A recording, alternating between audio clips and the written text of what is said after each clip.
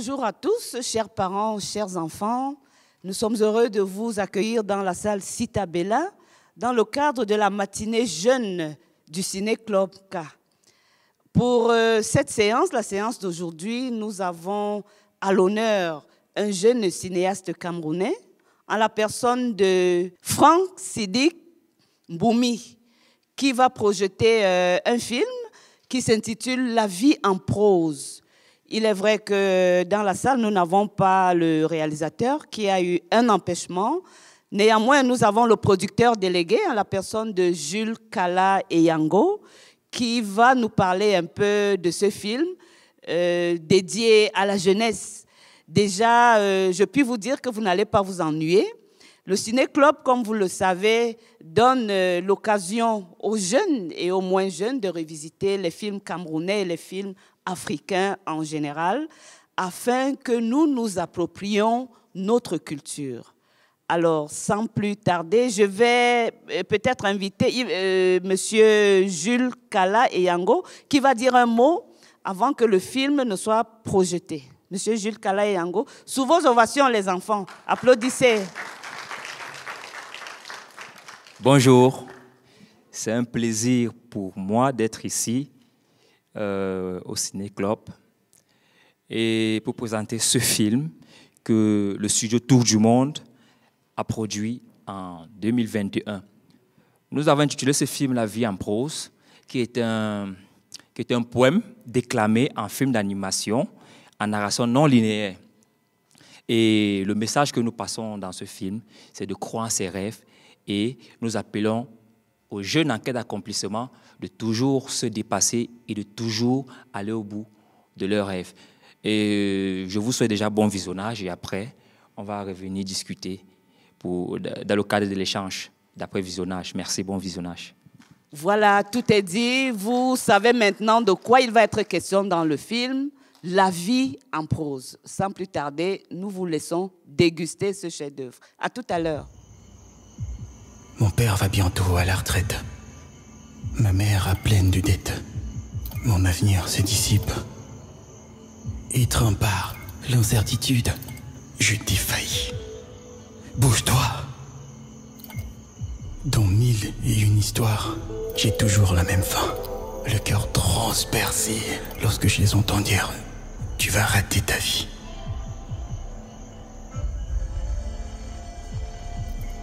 Je rêve de faire une œuvre qui serait l'accomplissement de mon âme et la vérité de toute ma vie.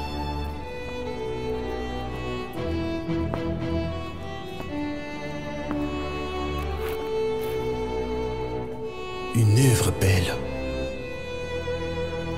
et sincère.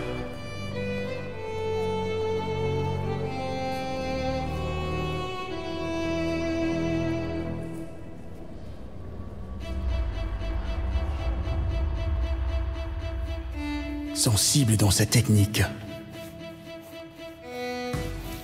sublime dans ses couleurs, vrai dans son émotion, épique dans son récit, poétique dans ses lignes. Je rêve de cette œuvre qui me révélera. Je l'espère à la fin d'un voyage et je la désirerai à nouveau au commencement d'un prochain voyage. Je cours vers elle. C'est ma passion. C'est mon odyssée. Alors, applaudissez les enfants. On est venu applaudir, on est venu regarder des films. Voilà un très beau film camerounais, un film d'animation.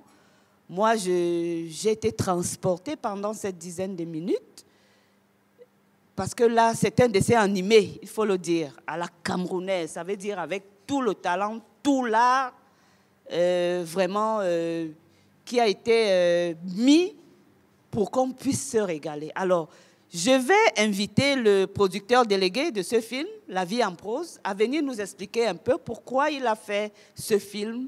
Parce qu'en tant que dessin animé, on se serait attendu qu'il y ait beaucoup de personnages, n'est-ce pas? N'est-ce pas, les enfants? On se serait attendu qu'il y ait beaucoup de personnages. Mais là, nous avons un personnage central qui fait tout le film. Et vraiment, le producteur délégué va nous dire, Monsieur Jules Kala et Yango, il viendra nous dire dans quelques instants pourquoi il a choisi cette formule.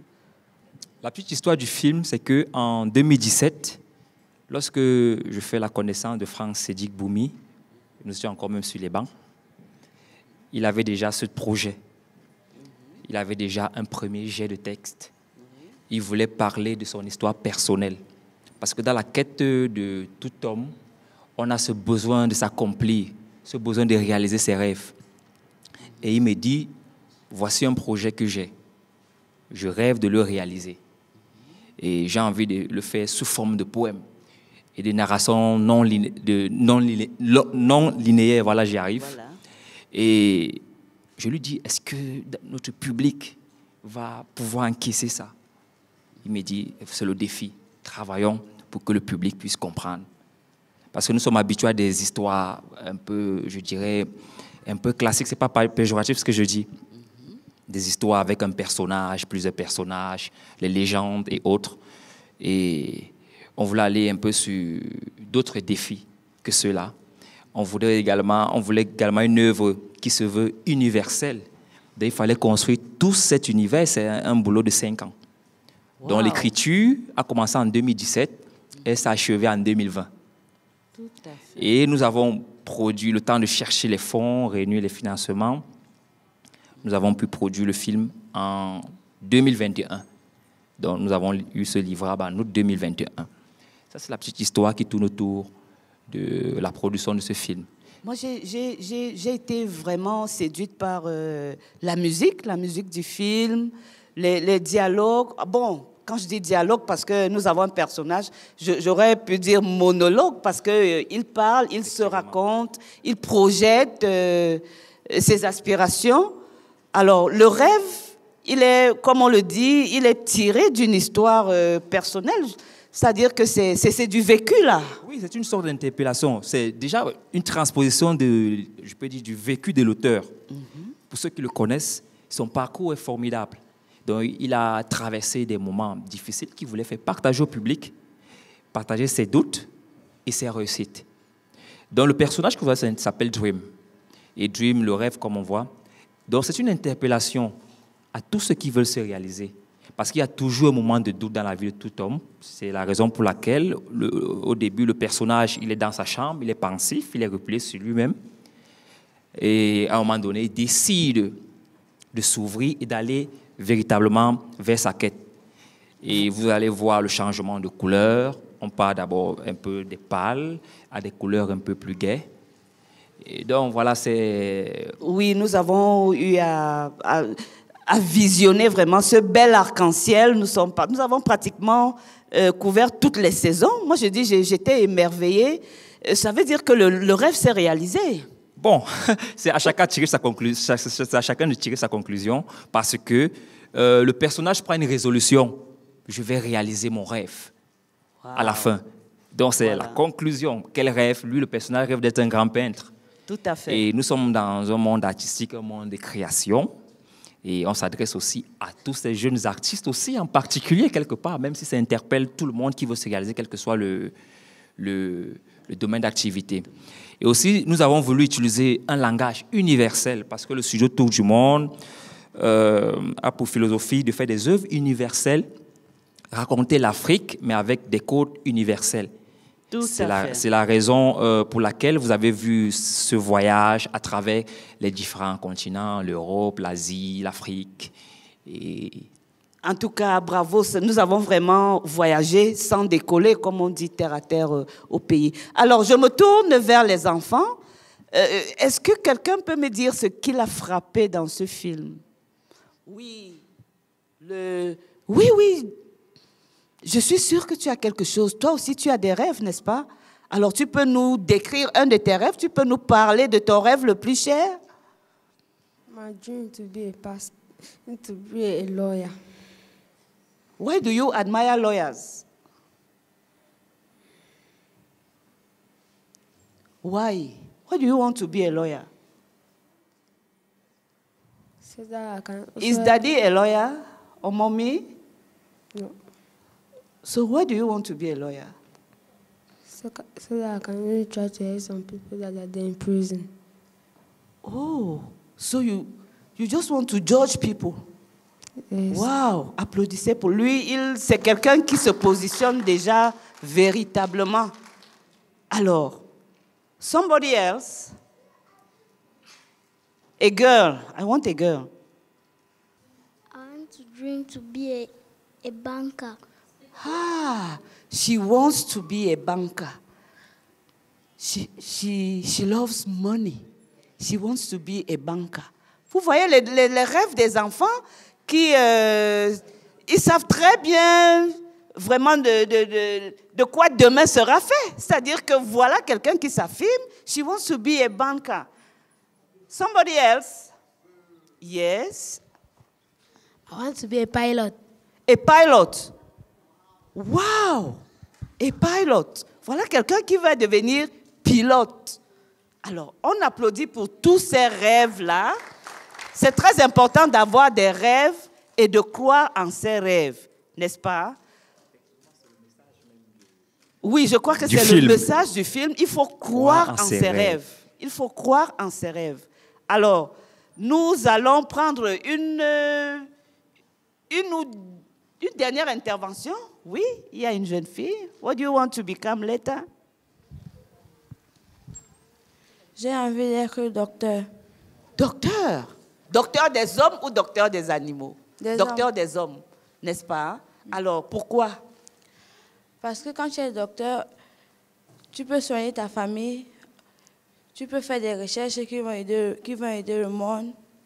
Tu peux aussi aider ton entourage à soigner. Au lieu d'aller à l'hôpital, tu peux aussi intervenir dans les maladies très graves avant d'aller à l'hôpital. Voilà, je vous assure, ces enfants savent très bien ce qu'ils veulent faire dans la vie plus tard. Donc, nous remettons vraiment tous vos rêves au bon Dieu. Nous les lui transmettons. Nous espérons que le bon Dieu vous aidera à réaliser vos rêves. Voilà. Alors, Jules, Kala et Yango, qu'est-ce que... bon, nous avons un peu parlé du rêve que chacun nourrit en lui. Vous, quel est votre rêve? Je réalise déjà mes rêves. Mon rêve était de devenir producteur, auteur. Aujourd'hui, je suis d'abord auteur à la base et je produis un film en ce moment. Je réalise un film en ce moment intitulé Mbwa Matanda. Donc, je vis déjà mes rêves. Certes, je ne suis pas encore arrivé au bout de ces rêves, mais je les vis déjà. Je vis de ma passion. Je vis essentiellement du film d'animation. Et je commence à vivre mes rêves. C'est un métier qui nourrit bien son homme au pays aujourd'hui? Oui, je le dirais. Mais le chemin est long pour y arriver. D'accord. Alors, nous applaudissons encore pour... Je voudrais dire quelque chose par rapport au film. Oui. Le film est en tournée festival dans le monde. Donc, on va retrouver le film au festival de Vol-en-Velin à Lyon, du 1er au 9 avril, d'ici quelques semaines. Voilà. Probablement au festival d'Annecy. Waouh!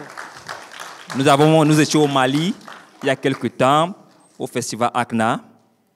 Et nous avons fait aussi quelques festivals Yara ici. Donc, le film suit un très beau parcours. Il est sélectionné partout. Et nous attendons maintenant les prix. Voilà, nous attendons les prix. Certainement, ces prix ne vont pas tarder. Merci beaucoup. Merci. Alors, il y a un dernier doigt qui s'est levé là. Bonjour. Bonjour. J'ai une question. Pourquoi il y avait un seul personnage dans le film? Pourquoi est-ce qu'il y a un seul personnage dans le film? Oui, il y a un seul personnage dans le film parce que le film est un film, permettez-moi la répétition, introspectif. Donc, une personne se parle à elle-même, elle parle à ses doutes, il se questionne et prendre des résolutions. Donc nous avons décidé, c'est la direction artistique que nous avons décidé de suivre un seul personnage pour ne pas essayer d'aller un peu à gauche, à droite. Mais il était question de se centrer sur un seul personnage afin que le message soit plus facile.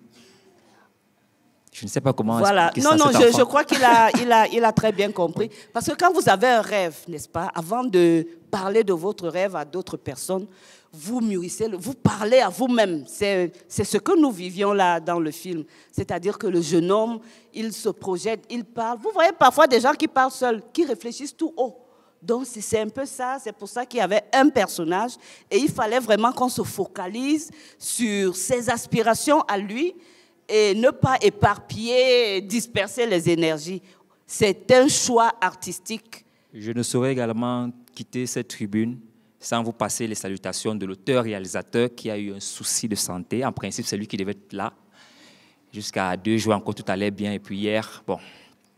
Voilà. Donc, voilà. Heureusement que nous avons des médecins qui vont pouvoir s'occuper de notre santé. Okay. À temps et à contre-temps. Vous savez que la maladie ne prévient pas. Voilà, bravo. Nous applaudissons une dernière fois pour La vie en prose. Et nous restons assis. Nous allons suivre un deuxième film tout aussi passionnant dont le titre est 28 jours. Je ne vous en dis pas plus. Alors, on regarde.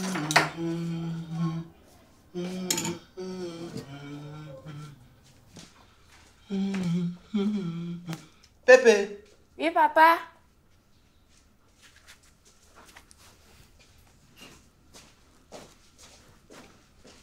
Bonjour, papa.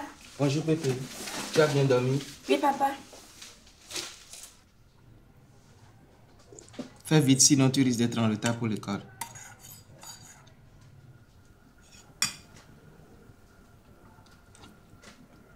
Pépé.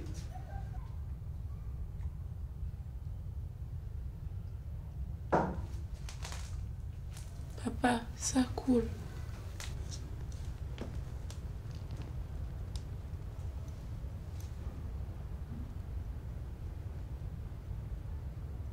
Pépé.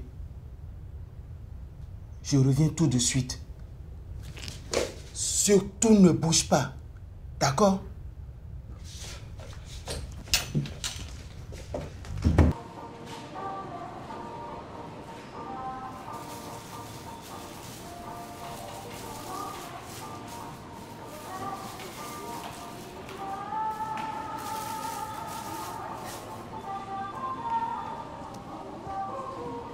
Je peux vous aider? Oui, je cherche des serviettes hygiéniques. Vous êtes au bon endroit. Vous cherchez quelque chose en particulier? Je ne sais pas. Il y a tellement de choses ici. Dites-moi tout. C'est pour votre femme?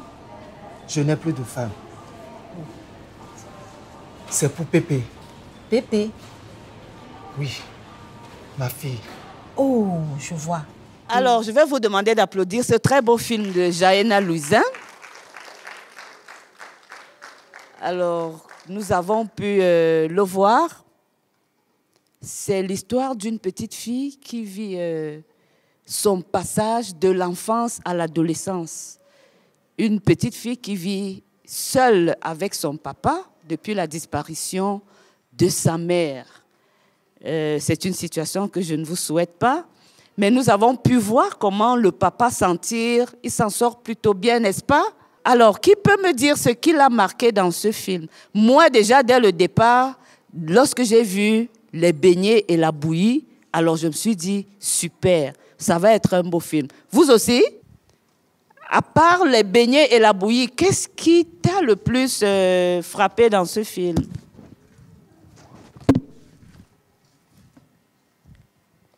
Good morning. Morning. I saw a lot in that film. I don't just see the beignet and the pap. There was a lot. The father was just confused. The absence of his wife. Yes, the father was just confused. His daughter reached the age of menstruation. He does not even know what to do. But the girl was too wise enough to call for her aunt Right. to question her more about it. She was furious when she started flowing. She did not know what to do. It's not just about her knowing what to do. And most of all, even in primary school, they talk about it. She knows the thing, but she don't know what to do. She doesn't know the time. She don't know the time. She never knew Yes. that it can happen to her at that age. She really knows something like that. Maybe she was taught in school that something in life will come, like menstruation. She did not even, the father also was afraid that what will happen. He went and bought all different kind of things. Applaudissez, Applaudissez pour elle, elle a parfaitement compris. Hein. Vous savez qu'à l'école, depuis l'école primaire, on nous apprend quand même un certain nombre de choses sur la transformation, les transformations qui ont lieu dans notre corps en tant qu'être humain, que nous soyons hommes ou femmes. N'est-ce pas les enfants? À l'école primaire, il y a quand même des notions que nous acquérons, qu'on nous enseigne déjà. Même si à la maison, on n'en parle pas, à l'école, on nous apprend quand même un certain nombre de choses, notamment le passage vraiment de l'enfance à l'adolescence. Alors, et c'est cette période-là que cette fillette, cette jeune fille est en train de vivre. Et alors, elle pense que le papa était vraiment désorienté, déboussolé. Est-ce que c'est vrai que les femmes sentent mieux et gèrent mieux ces choses que les hommes? Parce que elle a dit quelque chose tout à l'heure, c'est que le papa était vraiment confus, il était désemparé, il était déboussolé, il ne savait pas quoi faire. Est-ce que vraiment, à son âge, en tant que père, il devait vraiment être aussi perdu? Bon, pour ma part, je peux dire que c'est normal qu'il soit perdu vu que c'est la femme qui est souvent mieux placée pour gérer ce genre de situation. Bon, malgré ça, il s'est quand même débattu. Bon, il a pu faire de son mieux. Voilà, il a pu s'en sortir. Il a pu s'en sortir. Voilà, est-ce que vraiment, en tant que papa, bon, futur papa, Non, évidemment, papa. Futur papa, Je suis déjà tu aimerais, enfin, tu penses que tu t'en sortirais mieux? Déjà, d'après ce vidéogramme, je peux déjà dire que je dois me préparer à cela. Au cas où, parce que ma fille a 1 an. Ma fille a Il a bien du chemin à faire encore. Hein? Sa fille n'a qu'1 an. Et ma deuxième fille n'a que, je crois, 11 ou 12 ans. Bon, je dois déjà me préparer à cela. Et vu que je gère les deux seuls, bon, je dois me préparer à cela. Bon, déjà, après ça, je sais déjà comment m'y prendre. Voilà. Un autre avis, voilà, une maman ou une future maman ou une ancienne jeune fille. Voilà. Bonjour. Oui.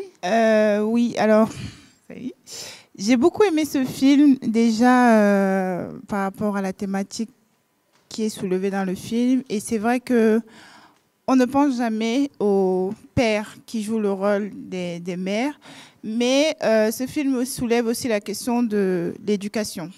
Parce qu'à l'école, on va plus aller, que ce soit à l'école, que ce soit à la maison, on va plus orienter ce sujet-là vers les femmes, vers les jeunes filles. Et ça pose la question de penser aux hommes aussi, préparer les hommes à vivre cette période-là. Parce que là, on parle de décès, mais il y a aussi des séparations. Oui. Aujourd'hui, il y a des couples qui se séparent, il y a le père qui va se retrouver avec des jeunes filles. Il y a même des frères aussi, parce que ce n'est pas seulement le père qui doit jouer ce rôle, il y a aussi des frères. Ça va amener le frère à tisser encore plus de liens avec sa sœur parce qu'il saura y remédier à ce genre de problème. Donc, pour moi, ça soulève énormément de problèmes et surtout l'éducation, c'est-à-dire l'éducation dans les écoles, l'éducation à la maison.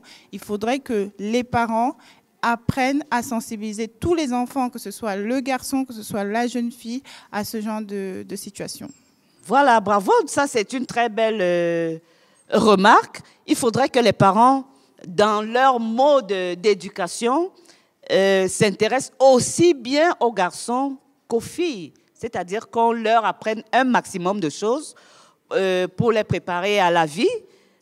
Alors, j'ai vu un doigt quelque part là. Oui, encore. Voilà, qu'est-ce qui t'a marqué?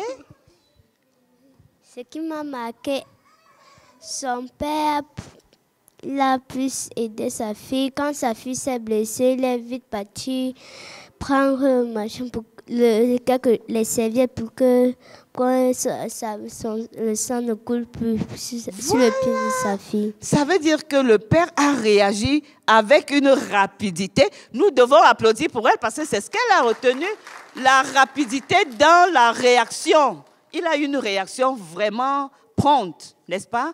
Alors, quelqu'un d'autre? Oui? Alors, un jeune garçon, pourquoi pas, je reviendrai à la fille. Un papa en devenir, alors, ou un frère, il n'y en a pas? Je voudrais la vie d'un jeune garçon. Vous aimeriez que maman, si vous étiez seul avec votre sœur à la maison pendant cette période, un jeune garçon, bonjour. Bonjour. Oui, je voudrais dire que c'était très intéressant et très instructif surtout, parce que moi, dans ces situations, j'aurais paniqué plus que lui. Mais je pense qu'à un moment même, j'aurais peut-être appelé la dame qui sait, la vendeuse, de m'accompagner à la maison pour m'aider aussi à dire comment on doit faire. Mais je pense que c'était très intéressant, je ne m'attendais pas à ça, mais j'ai beaucoup appris, quoi. Mais la prochaine fois, si je me trouve dans ces situations, je pense que je vais moins paniquer. Voilà, s'il se trouve dans cette situation, il ne va même pas paniquer du tout. Alors, je crois que nous devons également apprécier le geste de la vendeuse, n'est-ce pas? Qui a quand même pris la peine de donner au-delà du produit qu'elle a vendu, qui a quand même pris la peine d'expliquer au papa et de lui remettre un bracelet pour que sa fille en sache un peu plus sur son cycle. Aujourd'hui, je crois que c'est important pour les jeunes filles de démarrer dans la vie active en sachant très bien à quoi s'en tenir. Parce que, bon, c'est une adolescente qui fait vraiment ses premiers pas dans la vie d'adulte. Il faudrait qu'elle sache jusqu'où elle peut aller, qu'elle sache comment elle va se comporter. En fait, depuis tout à l'heure, on parle de cycle. On a affaire à des enfants. Et il faut dire, il y a une petite fille qui a dit blessée. Non, oui. La jeune fille ne s'est pas blessée. La jeune fille a tout simplement eu ses règles. Donc, je pense qu'il faut que ce mot sorte, que tous ces enfants apprennent que cette jeune fille a tout simplement eu ce qu'on appelle les règles. Et elles vont passer par là. Parce que depuis tout à l'heure, je n'entends pas ce mot. Il est important de le préciser. Merci. Voilà. Alors, une dernière intervention, oui. J'ai bien aimé ce film. Et je pense que l'auteur du film voulait interpeller les hommes d'une certaine façon.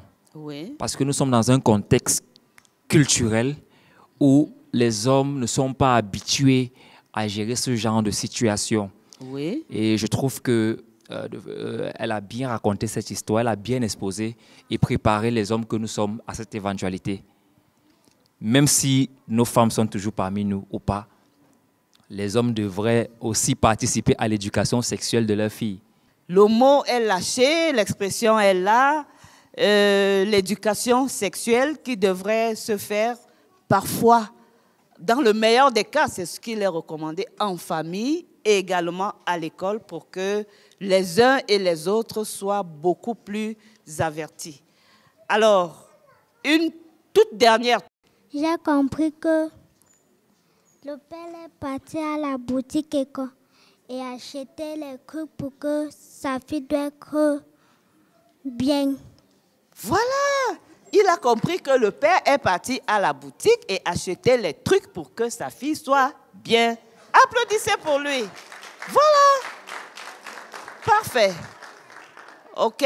Alors, nous avons fait le tour des questions. Nous avons retenu que l'éducation sexuelle est importante. Nous avons là une jeune fille qui a eu ses premières règles. Il ne faut pas avoir peur des mots, il faut le dire. Et ce vidéogramme, comme on le dit, ce petit film, ce court-métrage, nous renseigne sur la nécessité d'éduquer aussi bien les garçons que les filles sur les transformations de notre corps, notamment le passage de l'enfance à ce qu'on pourrait appeler l'âge adulte. Alors, nous allons maintenant visionner un autre film, le dernier. Et celui-là, c'est également un film que nous allons avoir beaucoup de plaisir à regarder. Je ne voudrais pas déjà vous dévoiler ce que vous allez regarder. Je préfère que nous le découvrions tous ensemble.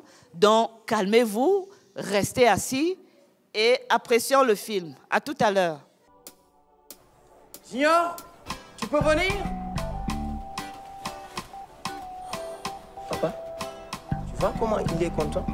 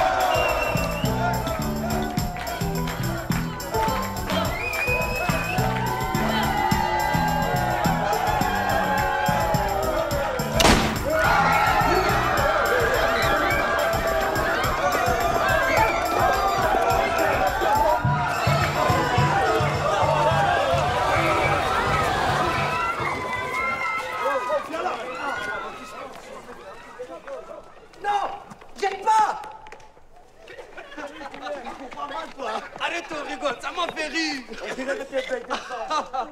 Cours. Cours, Salim. On applaudit ce film de Pape Bounam Lopi. C'est un Sénégalais qui a fait ce court-métrage. Vous savez, un film n'a pas besoin d'être particulièrement long pour qu'on saisisse de quoi il veut parler, n'est-ce pas? Alors, qui peut me raconter l'histoire en quelques mots? Le film, ça parle d'un jeune garçon qui prend le fusil de son père et aller jouer avec. Donc, ce qui m'a plus marqué, c'est quoi? C'est que les parents qui achètent les jouets aux enfants, c'est pas bien. Puisque là, maintenant, l'enfant a pris le fusil en voulant aller blaguer avec en boîte. Ça a tourné au vinaigre. Et ce qui a fait en sorte que son petit, quand il cherche l'arme qu'il a perdue, son petit frère le retrouve et il confond à un jouet et il tire sur lui. Donc, je condamne vraiment les parents qui achètent les jouets. Voilà, ça c'est, il a parfaitement résumé le film. C'est un drame auquel nous venons d'assister là. Effectivement, le petit Junior a reçu, il a reçu une arme en jouet en plastique, une arme à feu, un pistolet, en guise de cadeau de Noël. Alors, qui a déjà reçu un pistolet? C'est toi qui as demandé à avoir un pistolet ou alors c'est papa qui t'a offert le pistolet? And then I asked for it. Why? Il dit que c'est lui qui a demandé un pistolet. Ça veut dire qu'il savait très bien à quoi servirait le pistolet. Why did you ask for it? I wanted to be playing with it. To play with it? To kill people? No. Play how?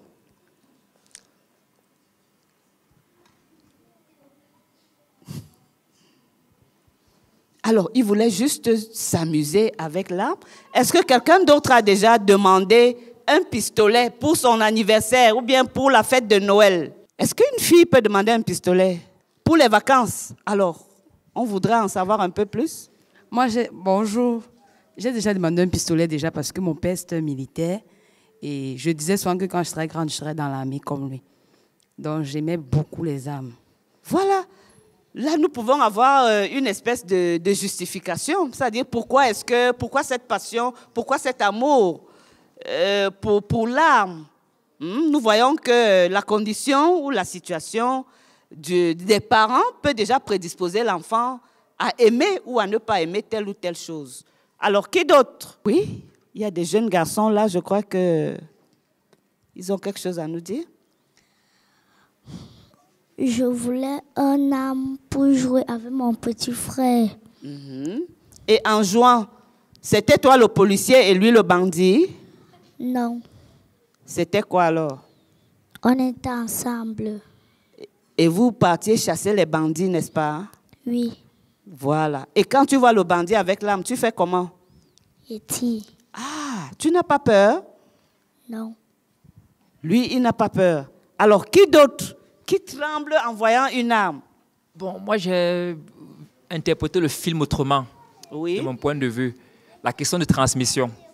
Oui. On voit un policier qui offre un fusil à son enfant. Oui. Et il voit son fils jouer avec l'arme. Et il s'assied gaillardement, fièrement. Oui. J'ai l'impression, c'est mon analyse à moi du film. Oui. J'ai l'impression que le père était dans le souci de transmission de quelque chose. Oui. Maintenant, on s'interroge, est-ce que lorsqu'il y a même transmission, quand est-ce qu'il faut transmettre? Voilà. C'est la question que je me pose à la fin de ce film.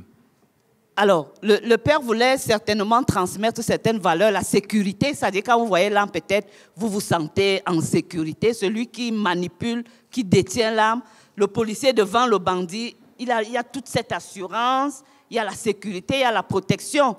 Donc, c'est peut-être ces notions-là qu'il voulait transmettre à son fils. Non, je dis peut-être, c'est un policier, peut-être il aurait voulu que je transpose, que son fils devienne comme lui, parce qu'il était assis là gaillardement. D'accord. Maintenant, est-ce que lorsqu'il faut transmettre, si on veut que nos enfants suivent notre chemin, est-ce qu'il ne faudrait pas choisir un moment particulier pour cette transmission? C'est la question que je me pose en fait. Est-ce qu'il ne faudrait pas choisir un moment particulier? Nous recueillons encore l'avis d'un futur papa. Ok, bonjour à tout le monde. Bonjour. J'ai regardé le film, j'ai beaucoup aimé parce que ça soulève évidemment le problème des armes que l'on donne aux enfants, même si ce sont des armes en jouet. Et pour rejoindre un peu le producteur qui parlait de transmission, je pense que c'est aussi peut-être un moyen de montrer une mauvaise transmission. Si on reste dans le cadre qu'il veut transmettre une valeur à son enfant, c'est une mauvaise transmission. Parce qu'il y a un processus, même si on veut que son enfant suive ses pas, il y a un processus. Et surtout, quand il s'agit des professions délicates, comme celle-là. Celle-là. Parce que imaginez un médecin qui vient à la maison et qui offre des scalpettes à ses enfants pour qu'ils essayent d'opérer, ça ne marche pas. Ah oui. Et aussi, je crois qu'il y a un deuxième problème aussi, c'est la délinquance. Je vais appeler ça comme ça. C'est que celui qui est à l'origine du drame, en réalité, ce n'est pas l'enfant. C'est le grand frère qui décide de prendre l'arme pour aller jouer avec, et à l'insu du père.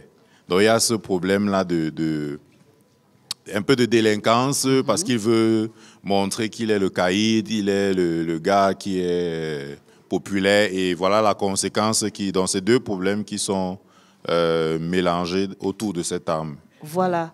Alors, on a des avis. On a une dame qui voudrait s'exprimer ici.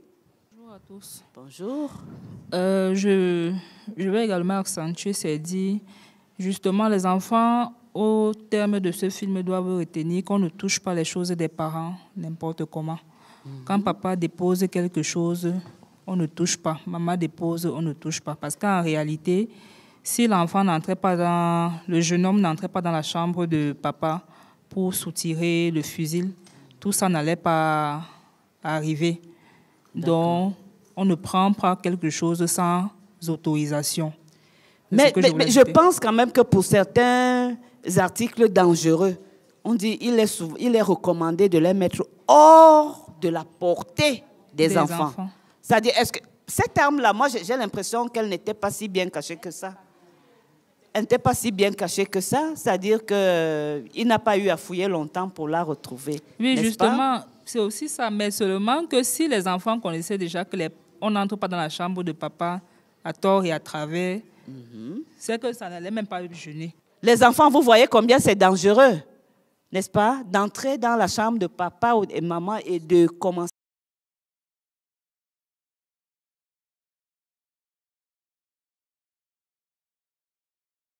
Très dangereux, donc il devait avoir un endroit où ranger son âme. Parce que moi, je n'avais jamais vu l'âme de mon père. Il cachait toujours. Et je trouve que si la faute revient aussi au père, parce que s'il avait bien rangé son âme, son fils n'allait pas crever, tout ceci n'allait pas arriver. Voilà, comme nous le disions, il fallait mettre cette arme hors d'état de nuire. Oui, en fait, hors de la portée des enfants. Oui, en fait, je vais revenir sur tout ce qui a été dit. Moi, je suis dans ce souci de transmission et effectivement, qu'est-ce qu'on transmet et comment on le transmet et à quel moment on le transmet. Oui. Donc, déjà, il y a ce problème de transmission et on ne transmet pas tout, effectivement. Cette histoire, en fait, ce film me rappelle une histoire qui a eu lieu très récemment à Douala, je crois, où une jeune fille est entrée dans la chambre de son père, elle a pris l'âme de son père et elle s'est suicidée à cause d'une relation. Et en fait, c'est pour dire déjà, parce que la dame dit on ne devrait pas, les parents devraient dire à leurs enfants de ne pas entrer dans les chambres. Moi, je pense même que les parents ne devraient même pas rentrer avec une arme à la maison. Alors, lorsque vous êtes policier et que cette arme-là, c'est pratiquement votre outil de travail, comme, oui, mais c'est un alors outil, vous la rangez où? Vous rangez où? C'est un outil de travail. Et je pense que, bon, après, nous sommes chacun ici, nous regardons des films. Oui. Et je pense, pour ma part, qu'ils devraient garder leurs armes dans leur lieu de service, dans une caisse, dans un coffre.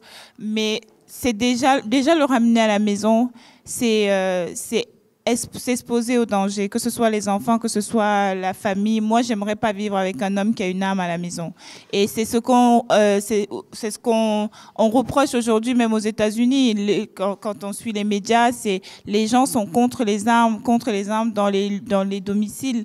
Et en plus de ça, on a grandi aussi avec des films. Et les enfants sont autorisés à voir des films de guerre, des films d'action à un certain âge, un âge très précoce, qui les pousse à demander comme cadeau une arme.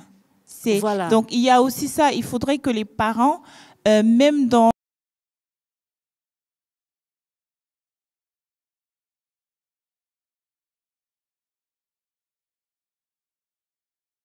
tirer dessus ou des enfants jouent. En fait, tout ce qui est dangereux, tout ce qui fait attraction à une arme, à des objets dangereux, parce qu'on parle seulement des armes, à des objets dangereux, à des images qui ne sont pas adaptées pour l'âge de l'enfant, devrait être retiré de son domicile ou des écoles ou voilà tous les endroits qu'il fréquente. Voilà. Merci. Ça c'est l'idéal. Ça c'est l'idéal, n'est-ce pas? Parce que nous voyons que la société ne fonctionne pas toujours comme ça.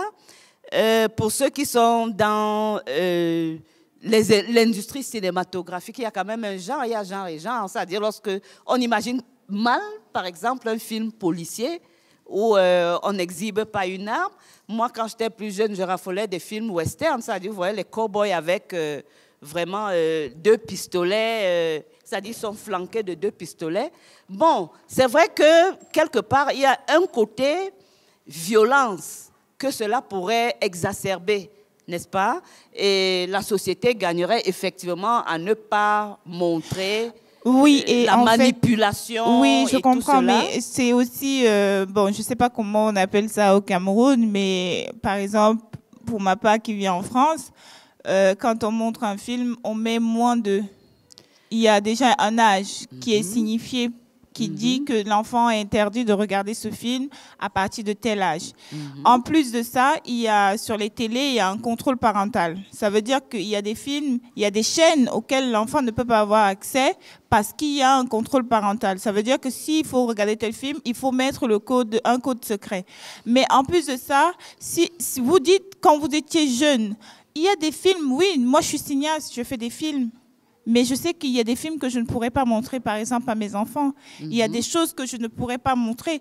Mais donc, vous avez eu accès à ces films parce qu'il y a une négligence. Et c'est ce que je suis en train de dire, c'est que c'est à nous, parents, de faire en sorte que nos enfants, jusqu'à un certain âge, n'aient pas accès à ce genre de films. Et aussi, on revient sur la question d'éducation. C'est aussi à nous, parents, de faire asseoir nos enfants.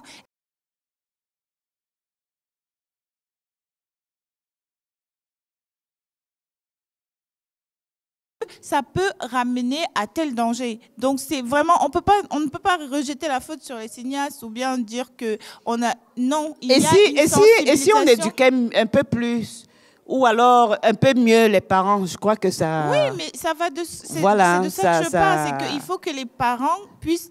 Le dialogue est très important. Et ça, c'est quelque chose qui manque vraiment en Afrique.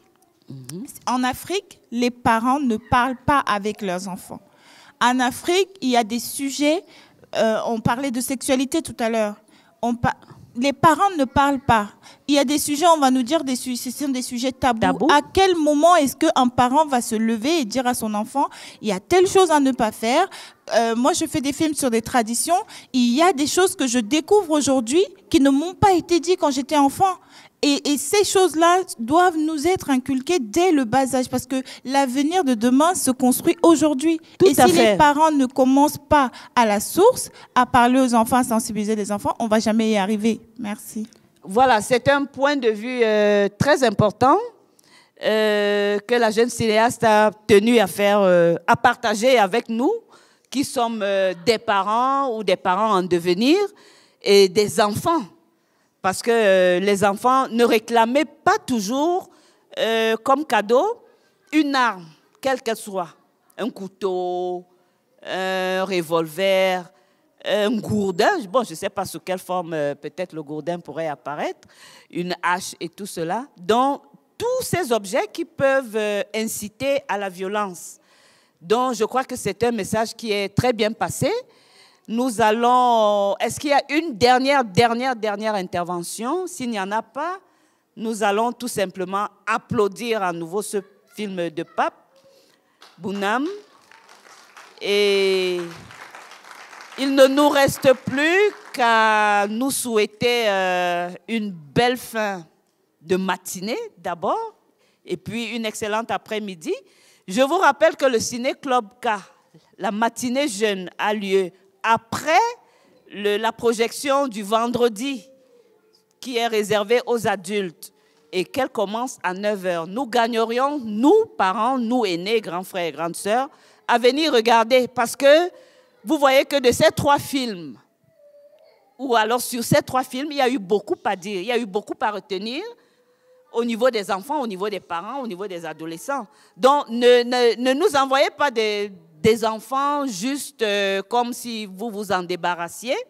Venez regarder les films avec eux. Il y a des choses formidables à découvrir. Et sur ce, je vous souhaite une excellente journée de samedi. Voilà.